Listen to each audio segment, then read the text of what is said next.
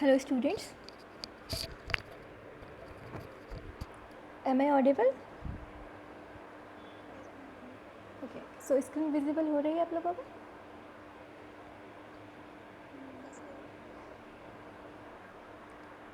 Last class में हम कुछ टेंसर की बात कर रहे थे और टेंसर को ही हमने थोड़ा सा एक्सप्लेन किया था, समझा था, ट्राई टू अंडरस्टैंड किया था। अभी उसी को हम कंटिन्यू करेंगे, कुछ रूल्स रेगुलेशन की बात करेंगे टेंसर की, और एक बार फिर से टेंसर को हम जानने की कोशिश करेंगे। कुछ भी अगर एक्सप्लेनेशन में कोई प्रॉब्लम रह गई हो या किसी भी अंडरस्टैंडिंग डेवलप नहीं हो पाई हो तो उसको हम एक बार फिर से देखेंगे।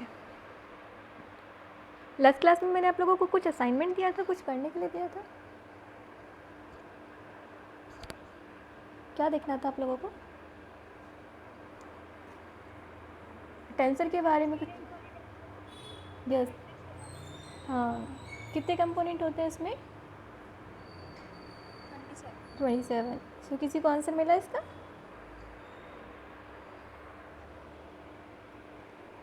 किसी ने ढूंढा आंसर इसका?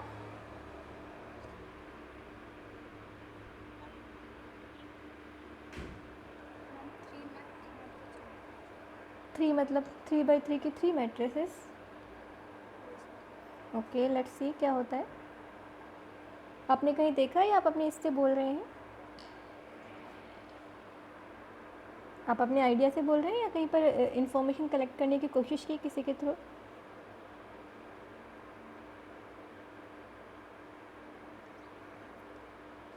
3/3 की, हाँ,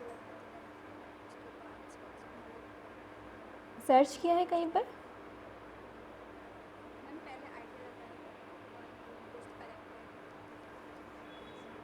3/3 की 3 मैट्रिसेस से हमें 27 कंपोनेंट्स मिल जाएंगे अलग अलग। ओके, लेट्स सी होता है कि नहीं होता। ओके, सो टेंसर के बारे में एक बार फिर से इन्फॉर्मेशन, जैसा कि हम अभी तक जान चुके हैं। टेंसर क्या है? एक नोटेशन है जिससे हम किसी वेक्टर को रिप्रेजेंट कर सकते हैं। वेक्टर जिसमें कि 3 कंपोनेंट्स हैं, बट कुछ ऐसी क्वांटिटीज़ भी होती हैं जिनमें 3 से ज़्यादा कंपोनेंट्स हैं, तो ऐसा रिप्रेजेंटेशन हम टेंसर के थ्रू करते हैं। अगर डेफिनेशन की बात करें तो डेफिनेशन कुछ इस तरह से, मैथमेटिकल डेफिनेशन जो टेंसर की दी जा सकती है वो कुछ ऐसी है। A rank N tensor, N मतलब order of the tensor, is in A dimension, in m dimension, in m dimension is a mathematical object that has n indices and m components and obeys certain transformation rules. So one by one word को देखेंगे कि इसका क्या मतलब है, dimension का क्या मतलब है, कंपोनेंट्स का क्या मतलब है और इंडिसेस का क्या मतलब है। सो ये मैथमेटिकल डेफिनेशन टेंसर की। तो सबसे पहले तो टेंसर एक वेक्टर क्वांटिटी टेंसर क्वांटिटी है। तो किसी भी मैथमेटिकल या फिज़िकल ऑब्जेक्ट की जब हम बात करते हैं जिसको हम रिप्रेजेंट करते हैं वेक्टर से या स्केलर से, वो एक टेंसर क्वांटिटी हो सकती है। स्केलर एक ऐसा टेंसर जिसकी रैंक है 0, वेक्टर एक ऐसा टेंसर जिसकी रैंक है 1, और कुछ ऐसी क्वांटिटीज़ भी हो सकती हैं फिज़िक्स में जिनकी कंपोनेंट्स, नंबर ऑफ कंपोनेंट्स ज़्यादा होते हैं। ज़रा देखिए किस तरह से। अगर हम बात करें,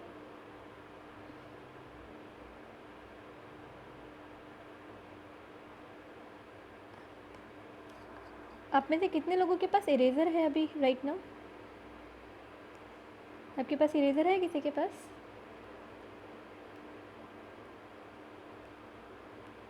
नॉर्मल इरेज़र किसी के पास तो होगा। यस है। आप वीडियो शो कर सकते हैं अपना इरेज़र के साथ, ओनली इरेज़र। किसके पास है?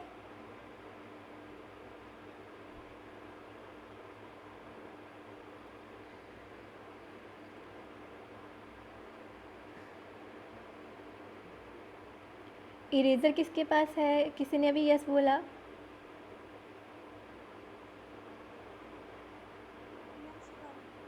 ओके, शिवानी अपना बैक कैमरा ऑन करके वो इरेज़र दिखाना है बस आपको। किसी के पास रबर बैंड है?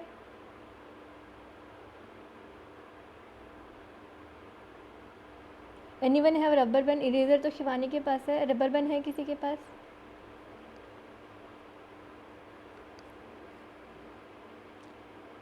रबर बैंड तो नॉर्मली लड़कियों के पास होता ही होता है. Don't you have anyone? किसी के पास भी नहीं है? है. यस. तो पहले हम इरेज़र को देख लेते हैं. ये शिवानी, आपके पास इरेज़र है? ओह, ये तो सर्कुलर इरेज़र है. किसी के पास पैरेललोपाइड शेप में है? शिवानी, सर्कुलर इरेज़र है, स्फेरिकल शेप में है क्या? Okay, no issue. Spherical coordinate system की अगर हम बात करें तो उसमें हो जाएगा. अभी मुझे कार्टेशियन कोऑर्डिनेट सिस्टम में बात करनी थी, तो किसी के पास पैरेललोपाइड इरेज़र है? कार्टेशियन कोऑर्डिनेट सिस्टम में हम बात करना चाहते थे. ये शिवानी के पास स्फेरिकल शेप में है, स्फेरिकल कोऑर्डिनेट सिस्टम की बात हो जाएगी. एनीवन है? अच्छा, रबर बैंड किसी के पास है? सिंपली जो आप जिससे आप बालों को टाइप करते हैं. Yes ma'am. हाँ, प्लीज़ शो दैट.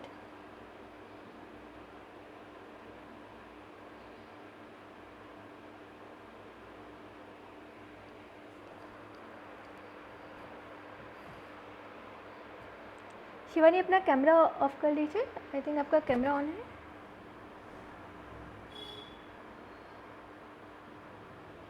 और यस किसने बोला है अभी? Yes, Riya. Riya, back camera on करके दिखाइए रबर बैंड जो आपके पास है.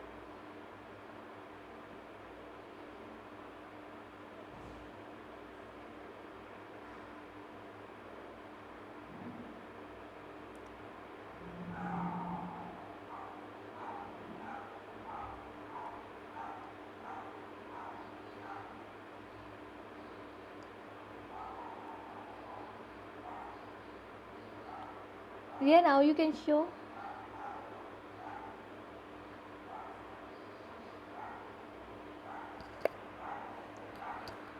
आप में से कोई भी मुझे एक रबर बैंड शो कर सकता है? नहीं, माचिस नहीं चलेगी. जो भी चीज़ स्ट्रेच हो सकती है. रिया, स्क्रीन को प्रेजेंट नहीं करना है, आपको अपना कैमरा ऑन करके बैक कैमरा ऑन करना है. रिया, स्क्रीन प्रेजेंट मत कीजिए, सिर्फ सिंपली आपको अपना वीडियो ऑन करना है और बैक कैमरा ऑन कर देना है.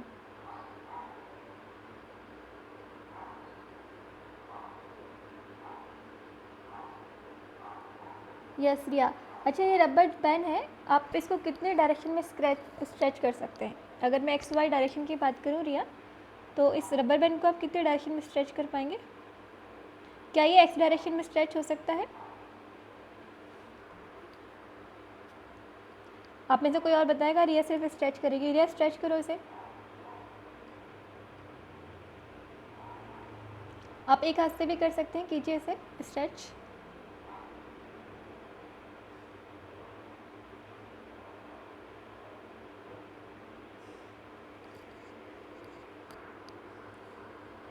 M I audible?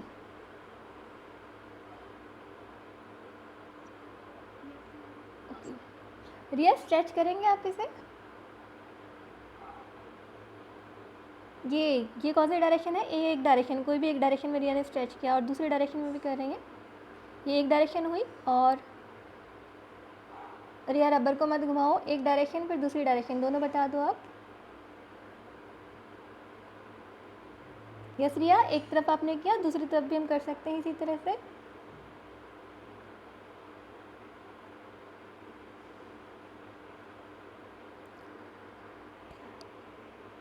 रिया, दो डायरेक्शन बताइए आप प्लीज़.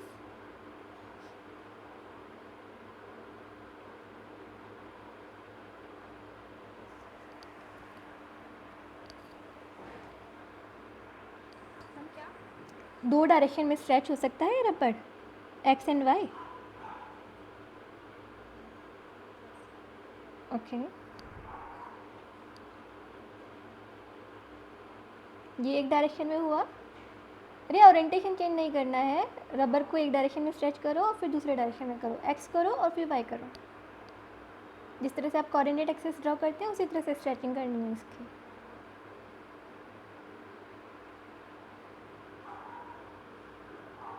Yes, Y. ये वाई हुआ. और अगर एक्स में करना है तो नो, रबर को चेंज नहीं करना है. जो आपने स्ट्रेच किया वो वाई डायरेक्शन में है, और इसी तरह से आप एक्स डायरेक्शन में स्ट्रेच कर दीजिए इसको. क्या बाकी लोग समझ पा रहे हैं क्या होना चाहिए? हाँ हाँ, जो रिया स्ट्रेच कर रही है वो वाई डायरेक्शन में स्ट्रेच कर रही है, और अगर उसको हॉरिजेंटली स्ट्रेच करेगी, अभी वर्टिकल डायरेक्शन में रिया ने स्ट्रेच किया तो this is in Y direction, और अगर हॉरिजेंटली रिया स्ट्रेच करती है then it will be X direction. ठीक है, तो ये जो रबर बैंड है 2 डायमेंशंस में स्ट्रेच हो सकता है, right? Okay Riya, stop presenting the screen और वीडियो। क्या इसमें कोई थर्ड पॉसिबिलिटी भी थी? क्या इसमें जेड डायरेक्शन में भी स्ट्रेच हो सकता था? कंप्रेस होगा जेड डायरेक्शन में, क्या जेड डायरेक्शन में कंप्रेस हो सकता था?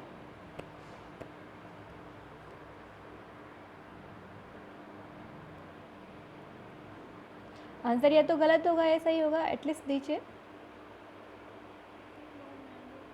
नो। ओके, तो किसी ने अभी तक इरेज़र का इंतज़ाम किया? एक नॉर्मल इरेज़र जो हम स्कूल टाइमिंग से यूज़ करते आ रहे हैं, पैरेललोपाइड शेप में होता है थोड़ा सा। किसी के पास है इरेज़र? हैपर? प्रियांशी आपके पास है? प्रियांशी आपके पास है क्या? ओके, दिखा दो प्रियांशी एक बार अगर आपके पास है तो, so that we will clear कि कहाँ पर टेंसिल की जब भी बात होती है तो क्या हमारा काम 3 कंपोनेंट से चल जाता है या ज़्यादा लेने पड़ते हैं। तो प्रियांशी के पास है, लेट्स सी।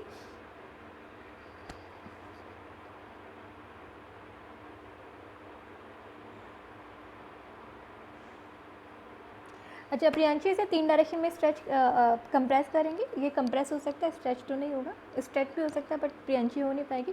कंप्रेस करेंगे आप इसे 3 डायरेक्शंस में, आपको अगर एक्स वाई जेड कोऑर्डिनेट जिस तरह से समझ में आते हैं।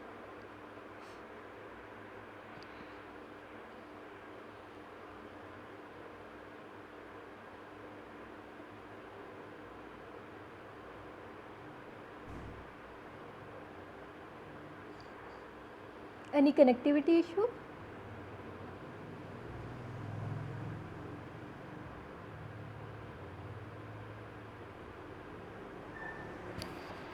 M I audible? कनेक्टिविटी में कोई इशू है?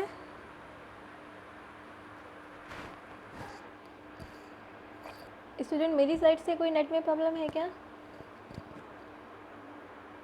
ओके, प्रियांशी वीडियो पॉज हो गया है आपका। सो एनीवे स्टूडेंट, जो इरेज़र दिख रहा है आप जानते हैं कि हम इसे 3 डायरेक्शन में कंप्रेस कर सकते हैं, एम आई राइट? ये 3 डायमेंशन मतलब हम 3 डायमेंशनली बात कर रहे हैं, और 3 डायमेंशनली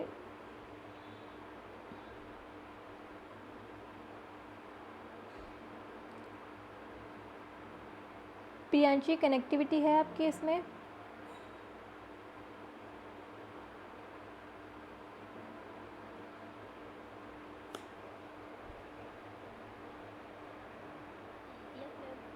ओके, कंप्रेस करेंगे आप प्लीज़।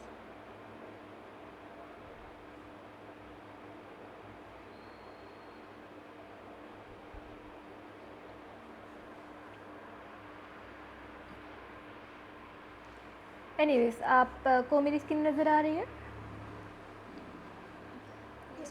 यस, तो मैं रबर बना ही देती हूँ आपके लिए। यहाँ पर आपने देख तो लिया ही है और ये कंफर्म भी है कि इस तरह से कंप्रेस आप उसे कर सकते हैं। तो I am just making eraser एक 3 डायमेंशनल स्पेस में जब भी हम बात करते हैं तो इस तरह से आप एक इरेज़र कंसीडर कर सकते हैं।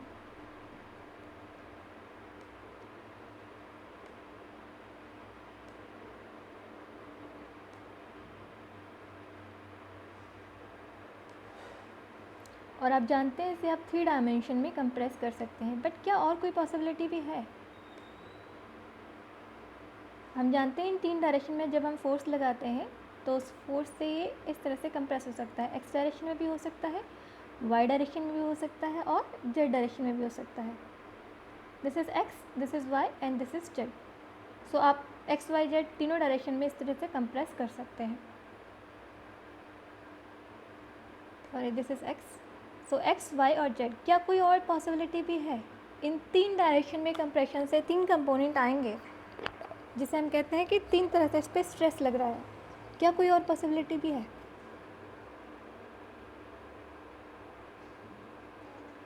तीन डायरेक्शन 3 कंपोनेंट, क्या कोई और पॉसिबिलिटी है? इसी तरह से जब हम रबर बैंड को करते हैं तो रबर बैंड में हम एक्स डायरेक्शन में स्ट्रेस देखा, हमने वाई में देखा, हम जेड को भी कंसिडर कर सकते थे जो आपको लगा कि नहीं हो सकता है, बट अगर आप ऊपर से कंप्रेस करेंगे तो रबर कंप्रेस होगा कि नहीं होगा? जो रबर बैंड है उसकी बात हो रही है, होगा। तो ये 3 कंपोनेंट्स तो आपने देखे, बट क्या और कोई पॉसिबिलिटी भी है? Are you sure Priyanshi? आपके पास तो इरेज़र है, आप देखिए क्या कोई और पॉसिबिलिटी भी है? अच्छा, जब मैं इसको इस तरह से स्ट्रेच करती हूँ तो उसकी शेप में डिफॉर्मेशन, यस, कोई कुछ बोल रहा है? ओके, जब हम इस तरह से स्ट्रेच करते हैं क्या इसकी शेप में कोई परिवर्तन आता है, चेंजेस आते हैं?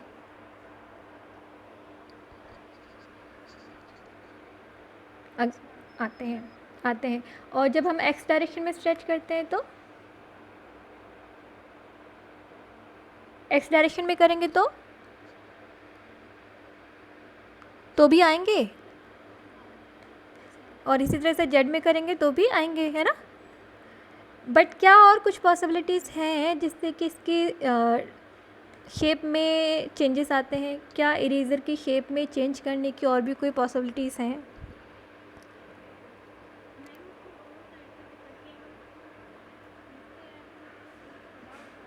दोनों साइड मतलब अगर मैं वाई इधर से भी प्रेस इधर से भी करूँ और इधर से भी करूँ ना, यू मीन टू से वाई इस डायरेक्शन में भी और वाई इस डायरेक्शन में भी, है ना? ओके, ये तो वही पॉसिबिलिटी कि एक कंपोनेंट में चेंजेस आ रहे हैं ना वाई डायरेक्शन वाले में।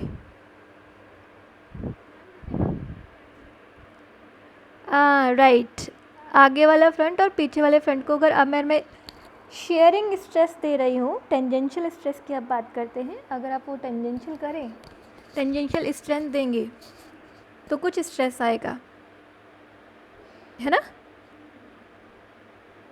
आप टेंजेंशियल की बात कर रहे हैं, मैं इस तरह से इक्वली फोर्स ना लगाऊं, इस सरफेस पे कुछ और फोर्स लगाऊं और इस सरफेस पे कुछ और फोर्स लगाऊं, so that will be tangential force, right? और ये तो दो सरफेसेस की बात हुई, सिमिलरली अदर 2 सरफेसेस पे भी ऐसा हो सकता है और बाकी 2 सरफेसेस पे भी ऐसा हो सकता है। सो आप टेंजेंशियल जो स्ट्रेस लगाएंगे या फोर्स लगाएंगे वो कितने कंपोनेंट में चेंज करता होगा? आपने देखा, इस तरह से हम एक कंपोनेंट में चेंज की बात कर रहे हैं, इस तरह से भी हम एक कंपोनेंट में चेंज की बात हो रही है और इस तरह से भी एक कंपोनेंट की बात हो रही है। जब हम टेंजेंशियल स्ट्रेस या लगाएंगे, स्ट्रेन लगाएंगे, तो किस तरह के चेंजेस आ सकते हैं? कितने कंपोनेंट में चेंज आता होगा?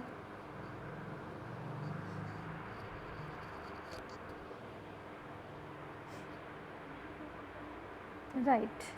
सो आप देखें, हम तीन तरह के फोर्सेस और हैं जो हम लगा सकते हैं, तो 2 कंपोनेंट और हो गए। तो for every axis there are 2 additional component, ठीक है? तो अब आप देख सकते हैं कि क्या हो रहा है यहाँ पर। एक कंपोनेंट ये है, एक कंपोनेंट ये है, एक कंपोनेंट ये है, और जिस तरह से आपने खुद ने बताया कि हमारे पास टेंजेंशियल स्ट्रेस के कारण 2 और एडिशनल कंपोनेंट होंगे, यानी कि किसी एक एक्सेस के साथ हमारे पास, किसी एक डायमेंशन में हमारे पास 3 इस तरह के स्ट्रेचेस पॉसिबल हैं, और इस डायमेंशन में हमारे पास ये 3 और एडिशनल स्ट्रेचेस पॉसिबल हैं, और सिमिलरली दीज 3। सो अब हमारा काम सिर्फ 3 कंपोनेंट से नहीं चलेगा। जब अगर हमें स्ट्रेस को डिफ़ाइन करना है, स्ट्रेस का मैथमेटिकल रिप्रेजेंटेशन करना है, तो हमारे पास अब कितने कंपोनेंट हैं? 9। Is this clear? ठीक है, तो हमने जो भी फोर्स लगाया है उसकी वजह से, जो कि 3 डायमेंशनल है, 1, 2 एंड 3 डायमेंशन में जो भी हमारे पास स्ट्रेस क्रिएटेड हुआ है, वो स्ट्रेस उसके कितने कंपोनेंट आए? 9 कंपोनेंट। तो इसकी वजह से जो 9 कंपोनेंट क्वांटिटी है, अब जो स्ट्रेस है वो वेक्टर क्वांटिटी नहीं है, it is a tensor quantity. Tensor 9 component को लिखने का ये जो तरीका है matrix form. So matrix is not a tensor. Matrix is just a representation that how to write a second order tensor. Is this clear? Second order tensor को लिखने का तरीका है मैट्रिक्स. सो हम सिंपली 9 कंपोनेंट्स को matrix form में लिख सकते हैं. बस इतना ही मतलब है यहाँ पर मैट्रिक्स होने का. अगर हमारे पास 3 कंपोनेंट है, कोई वेक्टर क्वांटिटी होती जैसे कि वेलोसिटी है, डिस्प्लेसमेंट है या फोर्स है, तो हम उसको रो या फिर कॉलम से रिप्रेजेंट कर देते हैं. यहाँ पर F X, F Y, F Z simple matrix form में हमारे पास या तो एक कॉलम होता या फिर एक रो होती. जैसे कि हम लिख सकते हैं V1, V2 एंड V3. ठीक है. सो 1 कॉलम मैट्रिक्स जिसमें कि 3 कंपोनेंट है. यहाँ पर एक कॉलम और एक रो. यहाँ पर या तो एक कॉलम होगा या फिर एक रो होगी. इसमें डायमेंशन कितने हैं? V1, V2, V3 इसके डायमेंशन कितने हैं?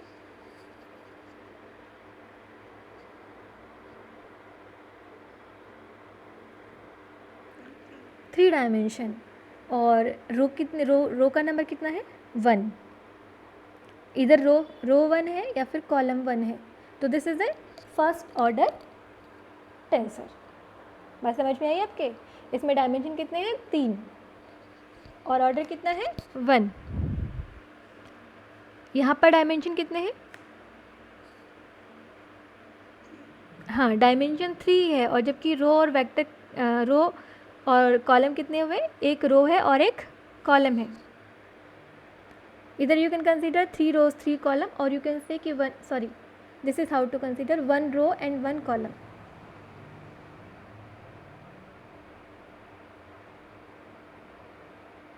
तो हमें this order is 2, second order tensor है. अब अगर हम थर्ड ऑर्डर टेंसर की तरफ जाएं. अच्छा, पहले कोई भी डाउट है किसी तरह का? एक एग्जांपल से मैंने फर्स्ट में तो हमने कंसीडर किया डायमेंशन तो 3 है हमारे पास, V1, V2, V3. बट यहाँ पर जो रो और कॉलम है वो 1 1 है. इधर 1 रो और 1 column. So the order is 1. यहाँ पर हमें इस तरह की कुछ क्वांटिटी चाहिए होगी. हमें रो भी चाहिए और हमें कॉलम भी चाहिए. सो दिस इज़ वाई हमें रो भी चाहिए, एक रो भी चाहिए और एक कॉलम भी चाहिए. सो 1 + 1 2 करके ऑर्डर हो गया सेकेंड.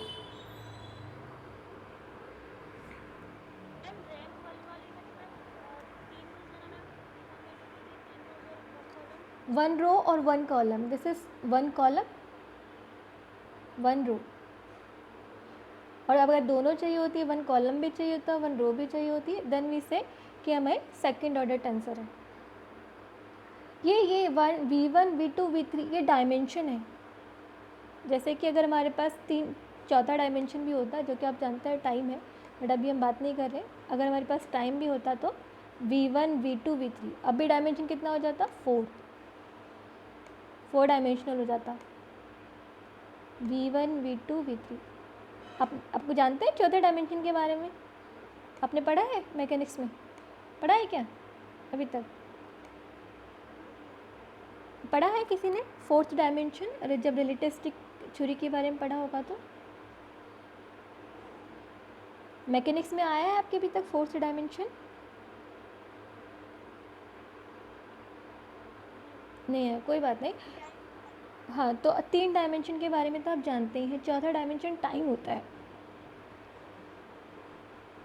तो अगर यहाँ पर इस तरह से 4 कंपोनेंट हुए 1 2 3 and 4, then this is 4 dimension. अभी भी इसका रैंक कितना है? 1, क्योंकि कॉलम कितने हैं? 1.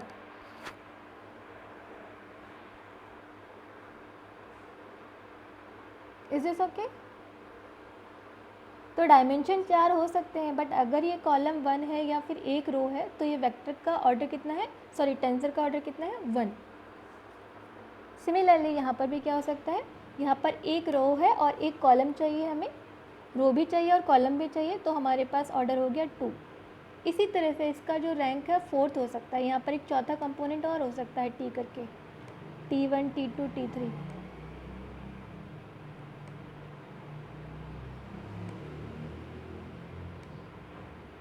ठीक है ना। तो अभी इसके डायमेंशन कितना हो गया, 4 डायमेंशन।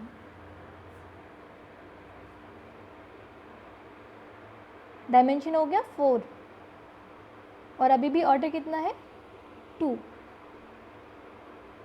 तो डायमेंशन बदल सकते हैं, डायमेंशन और ऑर्डर इंडिपेंडेंट है। डायमेंशन 3 से ज़्यादा भी हो सकते हैं। ऑर्डर डिपेंड करता है कितने कॉलम या कितनी रो चाहिए उस टेंसर को डिस्क्राइब करने के लिए।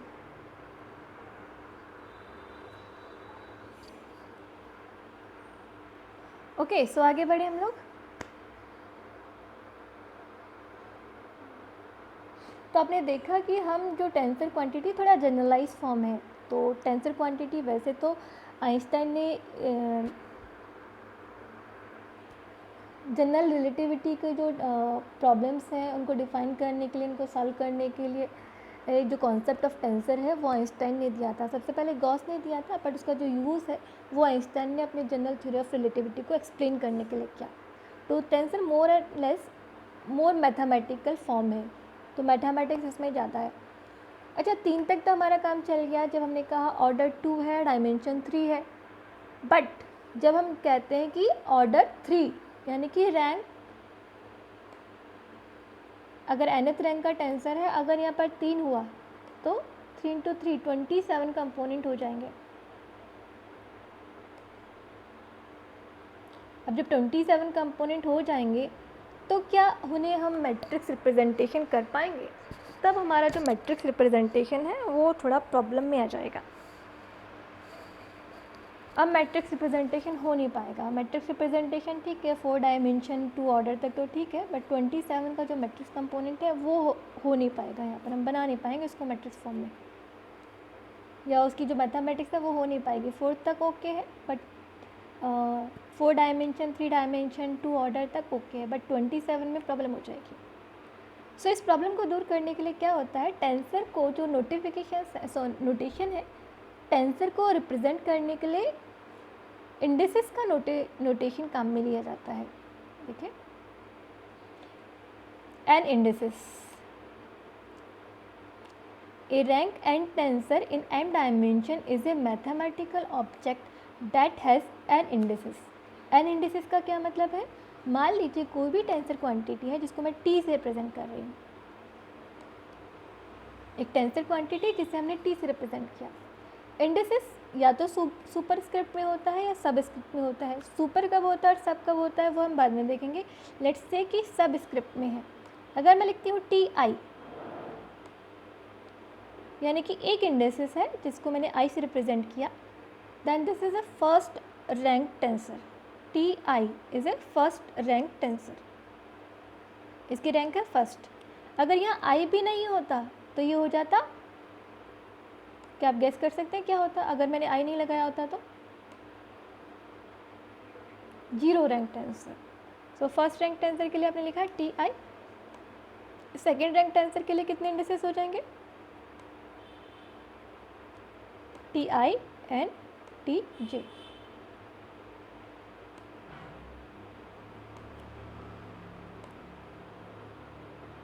This is second rank tensor. इनके डायमेंशन डिपेंड करते हैं, ये 3 डायमेंशनल भी हो सकते हैं, 4 डायमेंशनल भी हो सकते हैं। ठीक है, सो this is a second rank tensor. अब थर्ड रैंक टेंसर के लिए आप बताइए।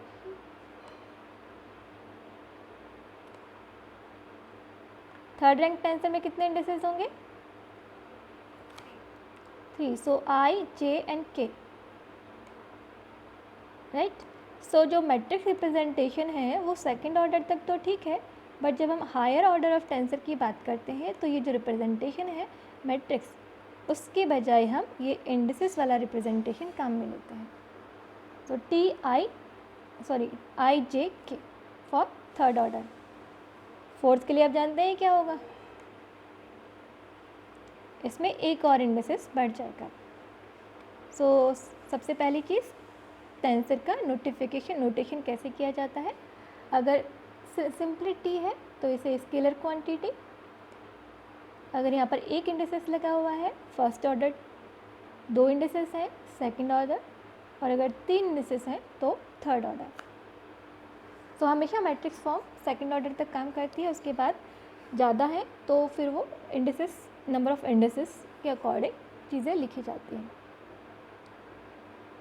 नाउ आई जे के ये जो कंपोनेंट्स हैं, एक थर्ड ऑर्डर टेंसर के कंपोनेंट्स काफ़ी सारे होंगे। अगर आप देखें थर्ड ऑर्डर टेंसर के 3 डायमेंशन में है। अगर 3 डायमेंशनल है तो 3 डायमेंशन का मतलब हमेशा से ही एक्स वाई जेड होता है, एक्स वाई जेड। तो आप थर्ड ऑर्डर में देखिए एक कंपोनेंट क्या होगा, x x x, x Y z, x Y z, और इसी तरह से और कंपोनेंट्स भी लिख सकते हैं। इस तरह से 27 component combination of x Y z से बन सकते हैं। तो सारे कंपोनेंट आप इससे फाइंड आउट कर सकते हैं एक्स वाई और जेड के आपस में कॉम्बिनेशन से। सो ओके, टेंसर का फिजिकल मीनिंग और मैथमेटिकल मीनिंग क्लियर हुआ आप लोगों को? कोई भी प्रॉब्लम किसी भी तरह का?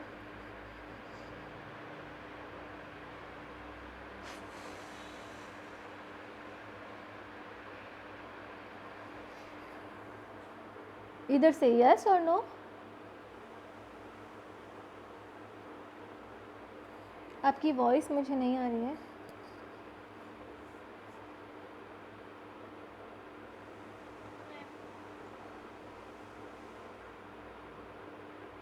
आपने नो बोला है।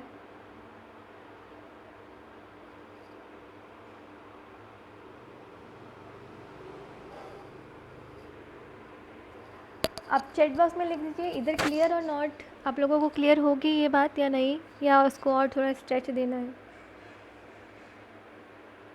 यस हो गई। चलिए, लास्ट क्लास में हमने एक एग्जांपल को और देखा था। ये यहाँ पर आपको पता है ये करंट डेंसिटी है, इलेक्ट्रिक फील्ड है, यहाँ पर डिस्प्लेसमेंट करंट है और इलेक्ट्रिक फील्ड है। एक समदेशिकीय मीडियम के लिए जब मीडियम आइसोट्रॉपिक होता है, यानी सभी डायरेक्शंस में जो थर्मल कंडक्टिविटी है वो इक्वल हो, यहाँ पर इलेक्ट्रिकल कंडक्टिविटी है, इलेक्ट्रिकल कंडक्टिविटी इक्वल हो, और यहाँ पर परमिसिबिलिटी जो है इलेक्ट्रिक फील्ड की वो इक्वल हो सभी दिशाओं में, सेम डायरेक्शन में। तो ये जो कंपोनेंट है, जैसा कि आपको पता है, J is proportional to E vector, और जब भी कोई चीज़ प्रोपोर्शनल होती है, प्रोपोर्शनलिटी कांस्टेंट है ना सिग्मा, तो सिग्मा को क्या होना चाहिए था, एक, जब भी हम प्रोपोर्शनलिटी कांस्टेंट की बात करते हैं तो सिग्मा क्या होना चाहिए, कांस्टेंट होना चाहिए था। नो, ये नो जिसने बोला कोई एक्सप्लेन कर सकते हैं कि नो, वाई नो? अगर सिग्मा कांस्टेंट नहीं है तो कांस्टेंट नहीं है तो क्या है?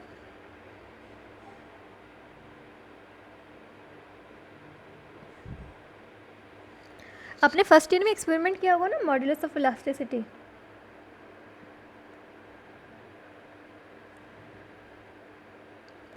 किस किसने किया है फर्स्ट ईयर में एक्सपेरिमेंट? आई नो मेरे बैच के लोगों ने तो किया ही किया है ना?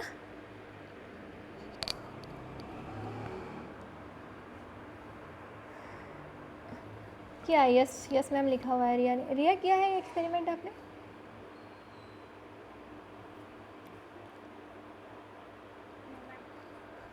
किसी ने अब तो सभी नो बोलेंगे। एनीवे किसी ने तो किया ही होगा। आई नो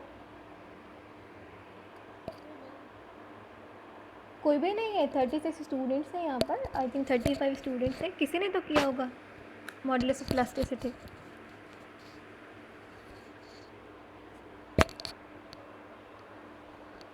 मोहिनी आपने किया है? मोहिनी, मधु,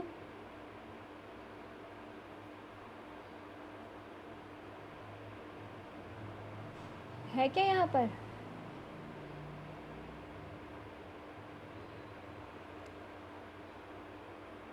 मोहिनी आपने एक्सपेरिमेंट किया है? प्रज्ञा?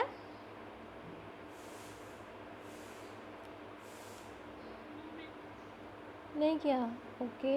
और मोहिनी आपने भी नहीं किया? सुनीता, मीना?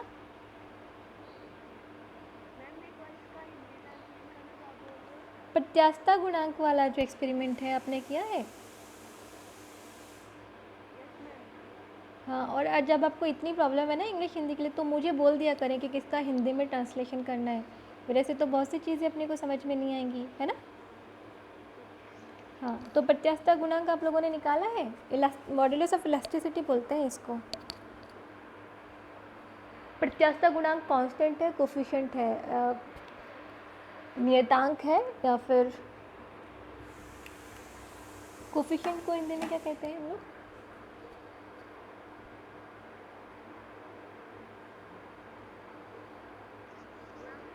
हाँ, ये नियतांक है या गुणांक है? मॉड्यूलस ऑफ इलास्टिसिटी नियतांक या फिर गुणांक? बाकी लोग भी बताएं मुझे। अब तो पता लग गया होगा, प्रत्यास्थता गुणांक नाम से ही पता चलेगा गुणांक। तो गुणांक और नियतांक में क्या फ़र्क है? कोफिशिएंट और कांस्टेंट में क्या फ़र्क होता है? गुणांक और नियतांक में क्या फ़र्क होता है?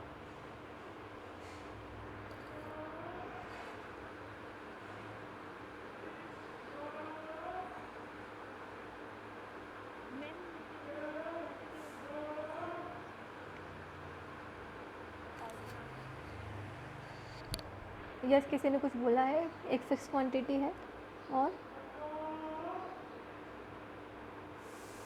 और कोई?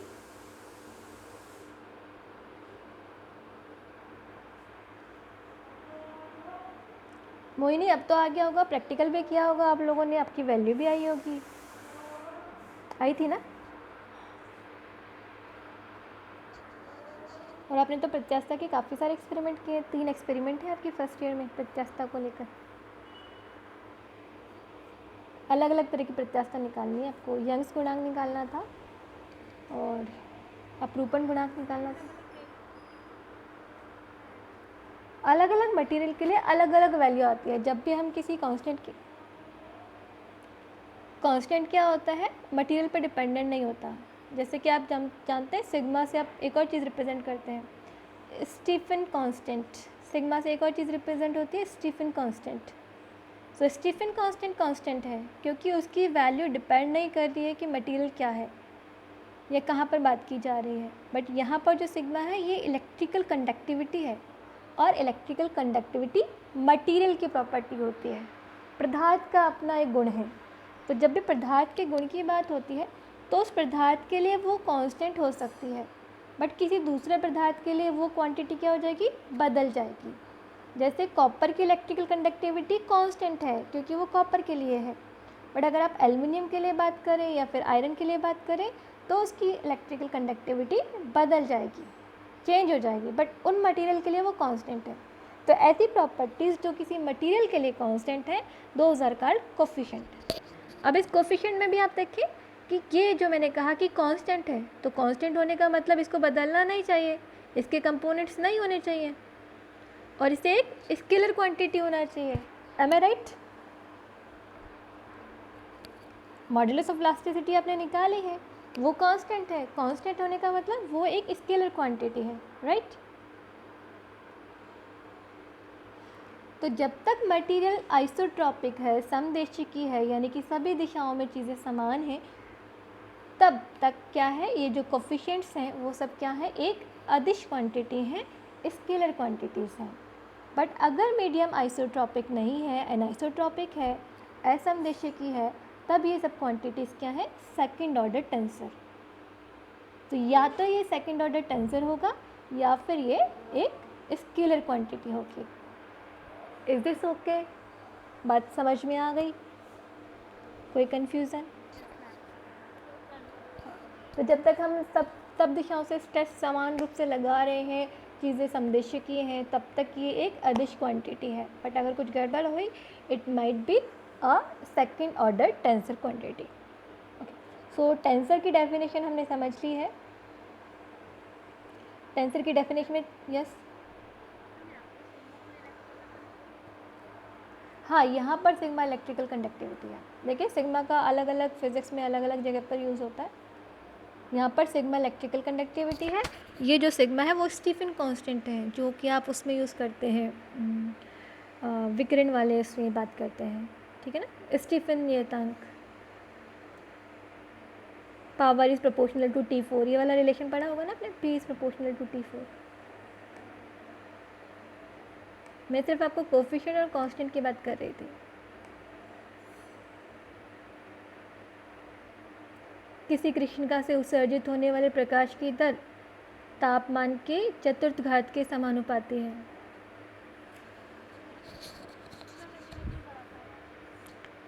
तो मैंने हिंदी में ही बोला है, अभी जो मैंने बोला वो हिंदी में बोला पूरी तरह से। So power okay okay. So वो 11th में जो आपने पढ़ा वहाँ पर भी ये प्रोपोर्शनलिटी चीज़ थी और यहाँ पर सिग्मा कांस्टेंट आता है। तो sigma is constant here, coefficient नहीं है, सिग्मा कांस्टेंट है, इसकी एक फिक्स वैल्यू है। ओके बट यहाँ पर जो सिग्मा है इलेक्ट्रिकल कंडक्टिविटी है, दिस इज़ कोफिशिएंट जो कि पदार्थ की नेचर पर डिपेंड करती है, सब्सटेंस की नेचर पर डिपेंड करती है। तो ये जो वैल्यू है अलग अलग पदार्थ के लिए अलग अलग होगी, कॉपर के लिए अलग है, आयरन के लिए अलग है। तो यहाँ पर क्योंकि इसकी एक फिक्स वैल्यू है तो उससे लगेगा कि ये एक स्केलर क्वांटिटी है।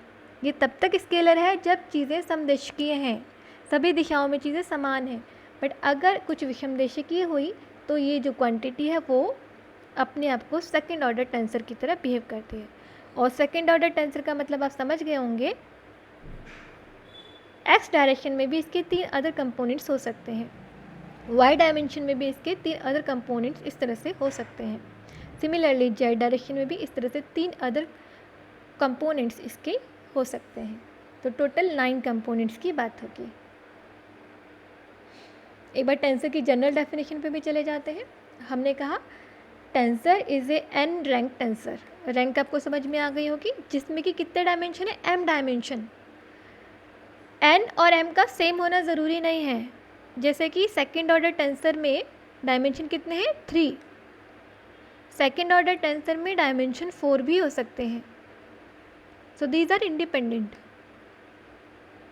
फर्स्ट ऑर्डर टेंसर में ऑर्डर है 1 और डायमेंशन है 3, और फर्स्ट ऑर्डर टेंसर के में भी ऑर्डर हो सकता है 1 और डायमेंशन हो सकते हैं 4। Is it clear? तो nth रैंक जो टेंसर है उसमें m डायमेंशन में एक मैथमेटिकल ऑब्जेक्ट है। जो टेंसर क्वांटिटी है वो क्या है, एक m डायमेंशनल स्पेस में एक मैथमेटिकल क्वांटिटी है, ऑब्जेक्ट है, that has n indices. Indices का नंबर सेम है। अगर n रैंक टेंसर है तो उसकी इंडिसेस भी कितनी होगी, n। यानी कि अगर फर्स्ट ऑर्डर टेंसर है तो उसकी इंडिसेस भी कितनी होगी, n, यानी कि 1। एन ऑर्डर टेंसर है तो उसकी इंडिसेस भी कितनी होगी, सेम होनी चाहिए, यानी कि सेकंड ऑर्डर टेंसर है तो उसकी इंडिसेस भी कितनी होगी, 2। सिमिलरली 3 ऑर्डर टेंसर के लिए इंडिसेस कितनी होगी, 3। These are indices. And m components, और उसके कंपोनेंट कितने होंगे, एम डायमेंशन के अकॉर्डिंग, 4 कंपोनेंट, 3 कंपोनेंट और may be more. And obey certain transformation rules, और वो क्या करते हैं, सर्टन ट्रांसफॉर्मेशन रूल्स को फॉलो करते हैं। वो ट्रांसफॉर्मेशन रूल्स क्या है वो हम अब पढ़ेंगे। So I guess with the physical meaning, significance of physical meaning of tensor आपको चीज़ें समझ में आ गई होंगी। और अब हम आगे बढ़ते हैं। और टेंसर हम क्यों सीख रहे हैं, टेंसर हम इसलिए सीख रहे हैं जब हम वन फ्रेम ऑफ रेफरेंस से दूसरे फ्रेम ऑफ रेफरेंस में जाते हैं तो कंपोनेंट और इंडिसेस बदल जाते हैं।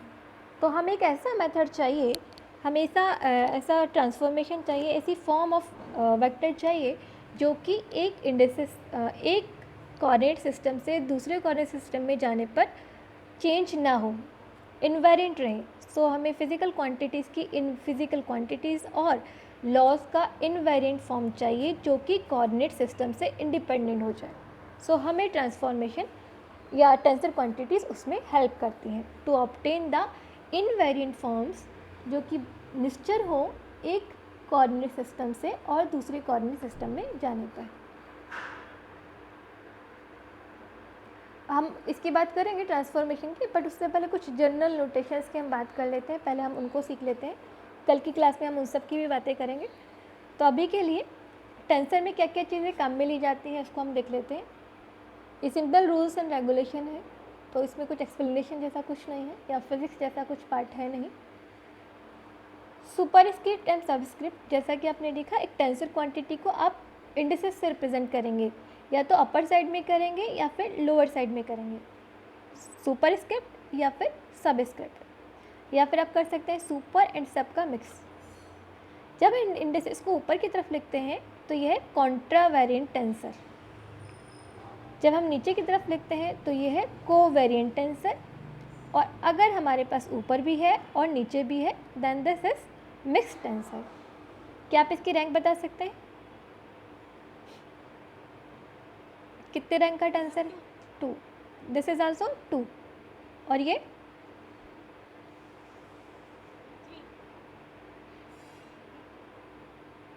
फर्स्ट ऑर्डर को, यस, फर्स्ट ऑर्डर को कोवेरिएंट टेंसर हो जाएगा, सॉरी कॉन्ट्रावेरिएंट, और सेकंड ऑर्डर कोवेरिएंट टेंसर मिलकर हो जाएंगे इसके 3।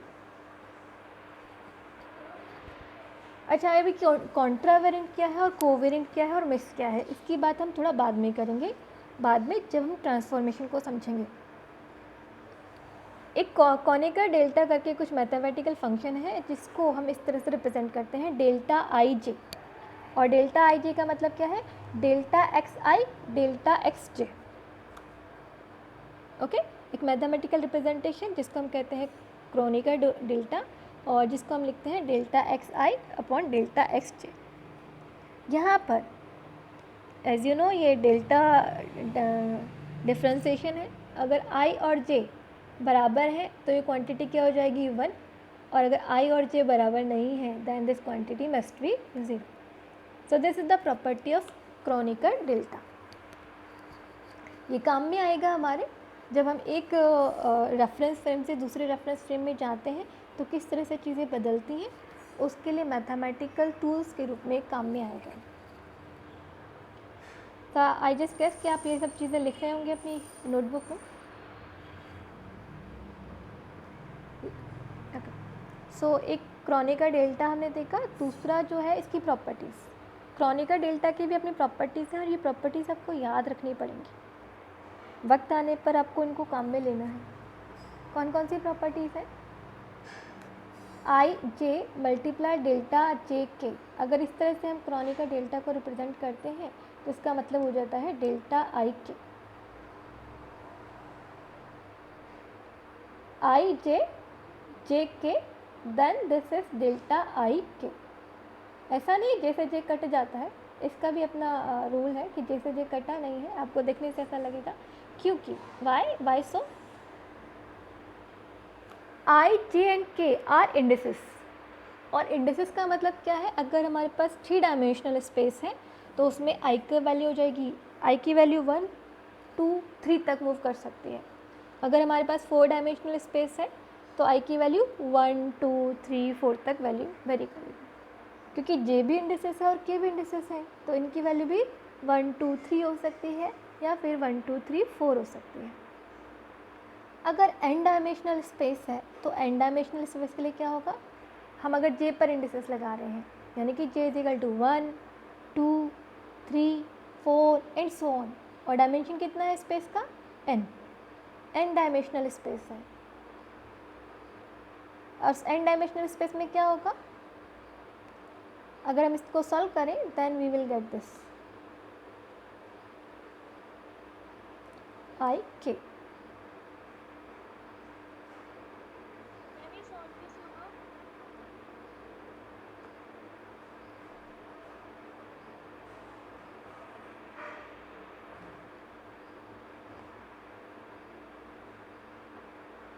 सॉल्व करने के लिए क्रोनिका डेल्टा की ये प्रॉपर्टी काम में लगाइए आप।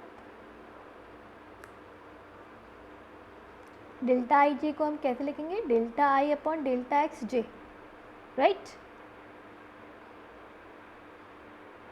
अगर मैं इस तरह से क्वांटिटी को लिख रही हूँ डेल्टा आई 1 डेल्टा 1 के, और इसको मैं उस एक्स की रिप्रेजेंटेशन में लिख के देखिए ज़रा आप, क्या आएगा? Delta X I delta X 1, delta X 1 upper side में और डेल्टा एक्स के। और क्योंकि इंडिपेंडेंट इंडिसेस हैं तो क्या मैं इस तरह से क्रॉस कर सकती हूँ? है ना, इंडिपेंडेंट है ना एक दूसरे से, तो हम डिफ्रेंसिएशन में हमेशा ऐसा कर सकते हैं। यहाँ से डायरेक्ट ऐसा नहीं है कि जैसे जे कैंसिल हो गया। This is how we do it. Delta X 1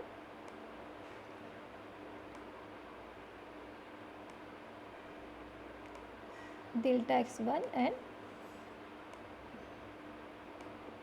delta X K. Okay, so now you can do this कि आप ये जो क्वांटिटी है वो क्वांटिटी क्या बन जाएगी, डेल्टा एक्स आई अपॉन डेल्टा एक्स के एवरीवेयर. Is this okay?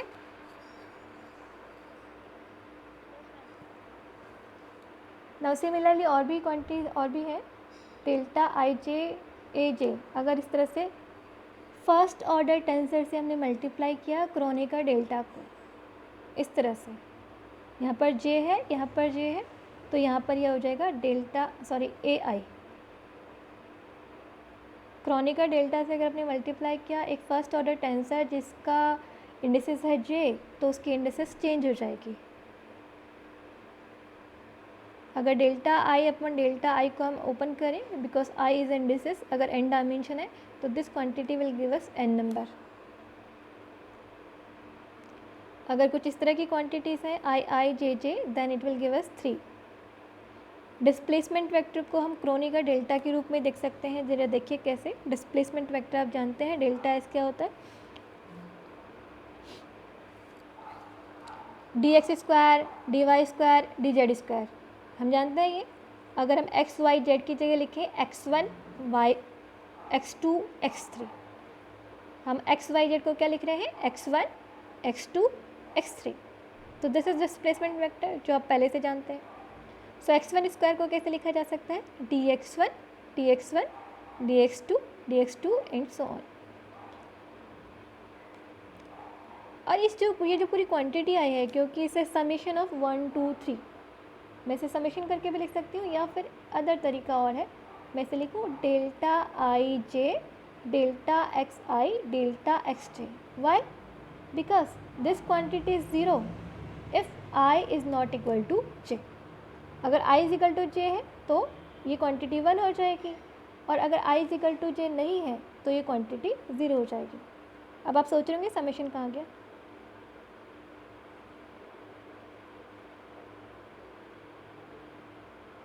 सोच रहे होंगे ना समेशन कहाँ गया.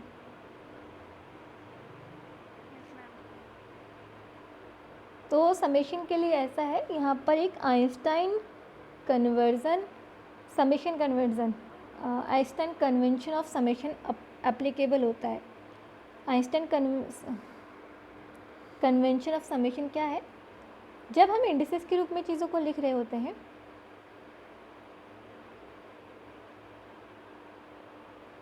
आई जे जब यहाँ पर इंडिसेस हैं और ये इंडिसेस रिपीट हो रही हैं, यानी कि आई 2 बार आ रहा है, देखिए आई आ रहा है ना, इस रिलेशन में आई 2 बार आ रहा है.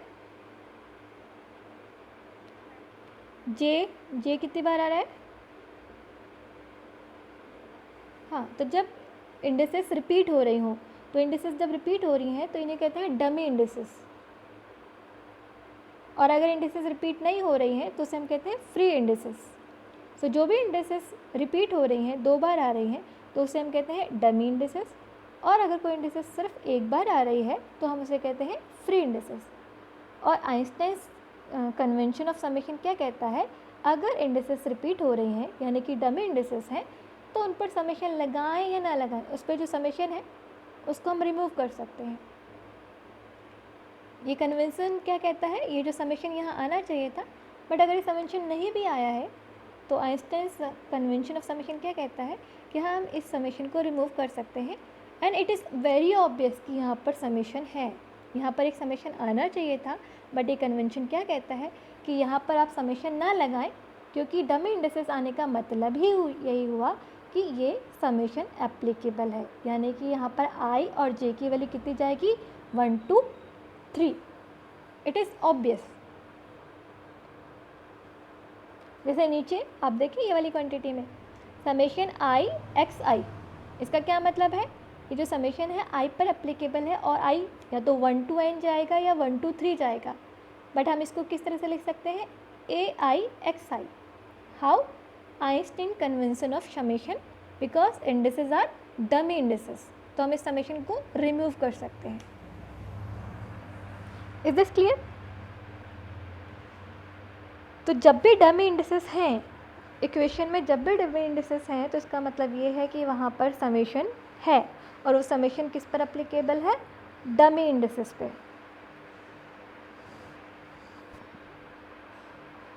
कोई डाउट? आवाज़ क्लियर नहीं हो रही है, बस फिर से पूछे अपना क्वेश्चन।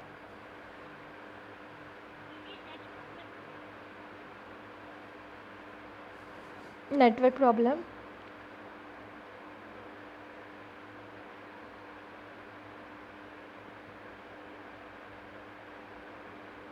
मेरी वॉइस प्रॉपर आ रही है आपको?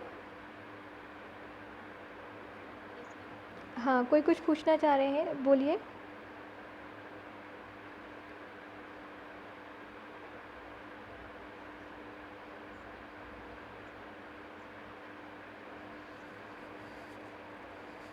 थोड़ा सा ज़ोर से बोलेंगे, आवाज़ तो आ रही, थोड़ी कम आ रही है।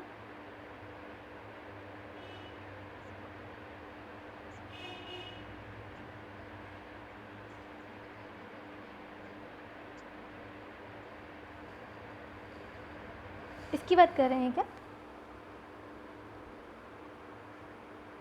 क्या यहाँ बात हो रही है?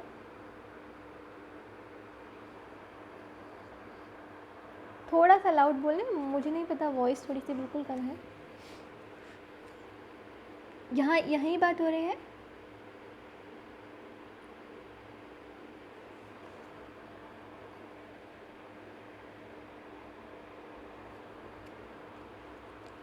किसी और को अगर सुनाई दिया हो तो कैन शी रिपीट? हाँ,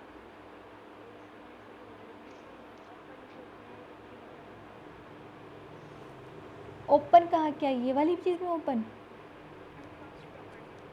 फर्स्ट प्रॉपर्टी में ओपन। अच्छा, डमी इंडिसेस है इस वजह से, ऑब्वियसली। इससे पहले आप ये नहीं जानते थे ना, ये तो मैंने यहाँ आके बताया ना आपको, इसलिए। राइट? और ये देखने में आपको छोटा सा लग रहा होगा, बट यहाँ पर क्या हो रहा है, देखिए फ़र्क पड़ता है सब स्क्रिप्ट और सुपर स्क्रिप्ट में, कॉन्ट्रावेरेंट और कोवेरेंट होने में।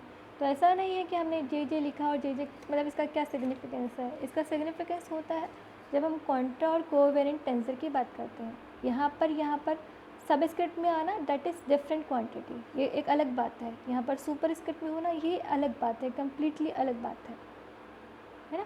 और यहाँ पर जो हमने समेशन ओपन किया, क्योंकि हम तब तक ये नहीं जानते थे आइंस्टीन कन्वेंशन ऑफ समेशन। अब जान गए तो आगे से नहीं लिखेंगे,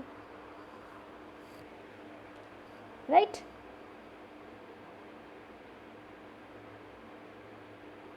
ओके, और चीज़ें हम समझते रहेंगे जैसे जैसे हम मैथमेटिकल आगे बढ़ते रहेंगे। एक प्रॉपर्टी हमने देखी क्रोनिकर डेल्टा की। आपके और भी कुछ कन्फ्यूज़न हो सकते हैं, कल की क्लास में हम देख लेंगे। ओके, टाइम ज़्यादा हो गया था। अभी किस किस की क्लास है? किस 10 बजे तो नहीं है ना किसी की क्लास? केमिस्ट्री वाले स्टूडेंट्स की क्लास है? ओके, सो हम थोड़ा सा कंटिन्यू करते हैं। मैं चाह रही थी कुछ प्रॉपर्टीज़ यहाँ पर डिस्कस हो जाए तो कल कुछ अलग बात हो। सो क्रोनिकर डेल्टा आपने देखा, ये प्रॉपर्टीज़ धीरे धीरे जब आप प्रैक्टिस में लाएंगे तो हो जाएगी। परम्यूटेशन सिंबल, ये एक दूसरी प्रॉपर्टी है या दूसरा फंक्शन है जो हम यूज़ करेंगे। परम्यूटेशन सिंबल, इसको हम एप्सिलॉन से डिनोट करेंगे, और एप्सिलॉन में आई जे के, ये 3 इंडिसेस हैं। अगर ये 3 इंडिसेस जो हैं सेम है, इनमें से कोई भी 2 सेम है, तो ये क्वांटिटी हो जाएगी 0। यानी कि अगर मैं कहूँ आई जे की 1 1 2 है, तो आई और जे क्या हो जाएगा? सेम। तो अगर सेम हो गई तो क्वांटिटी क्या हो जाएगी? 0। अगर ये अलग अलग है, 1 2 3 है, तो ये क्वांटिटी हो जाएगी 1। इफ़ आई जे के आर साइकिल ऑर्डर 1 2 3 है, तो ये हो जाएगी 1। इफ़ आई जे के आर एंटी साइकिल ऑर्डर, यानी कि 1 2 3 होने के बजाय 1 3 2 हो गया, तो ये क्वांटिटी हो जाएगी -1। प्रॉपर्टी है इसकी, यानी कि 1 1 1 है या 1 1 2 है तो 0, 1 2 3 है या 2 3 1 है, then it is 1। If it is 3 2 1, 213 यानी कि एंटी साइकिल हो रहा है, तो दिस क्वांटिटी इज -1। दो प्रॉपर्टीज हमने देखनी, क्रॉनिकल डेल्टा और परम्यूटेशन। दोनों का रिलेशन कैसा है, क्रॉनिकल डेल्टा और परम्यूटेशन सिंबल का भी आपस में रिलेशन जो है फाइंड आउट किया जा सकता है।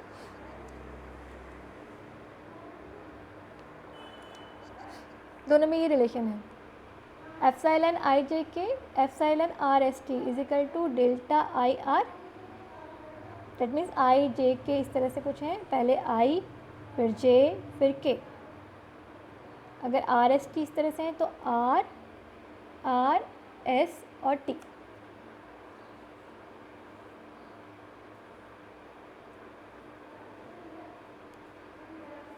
क्या ये रिलेशन आप इन प्रॉपर्टीज़ को जो अभी बताई गई हैं उससे प्रूफ कर सकते हैं कि ये रिलेशन यही होगा? क्या इस रिलेशन को प्रूफ किया जा सकता है? Mathematically you know, if I से कि this is the relation between epsilon, permutation and Chronicle delta, can you prove this relation by using this properties? Permutation symbol की कुछ प्रॉपर्टीज़ है, क्रॉनिकल डेल्टा की कुछ प्रॉपर्टीज़ है। इन दोनों प्रॉपर्टीज़ को यूज़ करके क्या आप इस रिलेशन को प्रूव कर सकते हैं?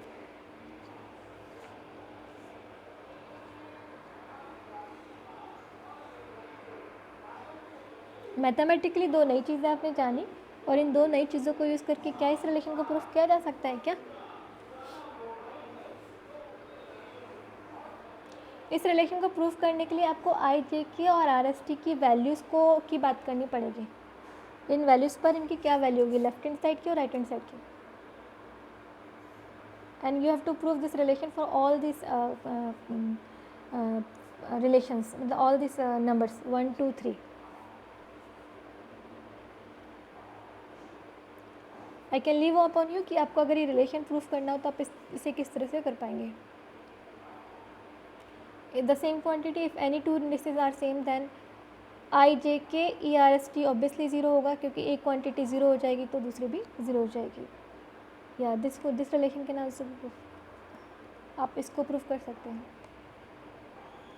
आई जे के आई एस टी, अगर दोनों को दो परम्यूटेशन है उसमें से आई और आई सेम है, यानी कि r is equal to i है, then you have to prove this. Kronecker delta में हम इसको किस तरह से लिख सकते हैं? जिनके पास बुक है वो बुक की हेल्प ले सकते हैं, जिनके पास बुक नहीं है वो बाकी डेटा की हेल्प ले सकते हैं। Try to prove this relation, ये भी और ये भी। Okay everyone?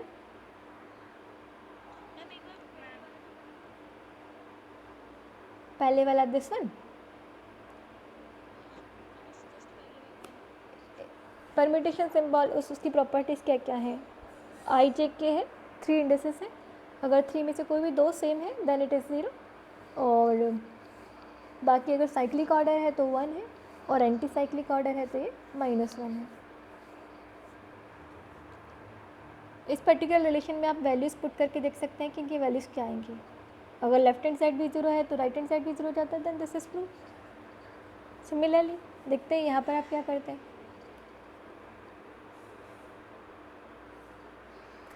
ओके, कल कुछ और प्रॉपर्टीज़ की बात करेंगे और ट्रांसफॉर्मेशन ऑफ टेंसर की बात करेंगे। For now let us take a sub attendance.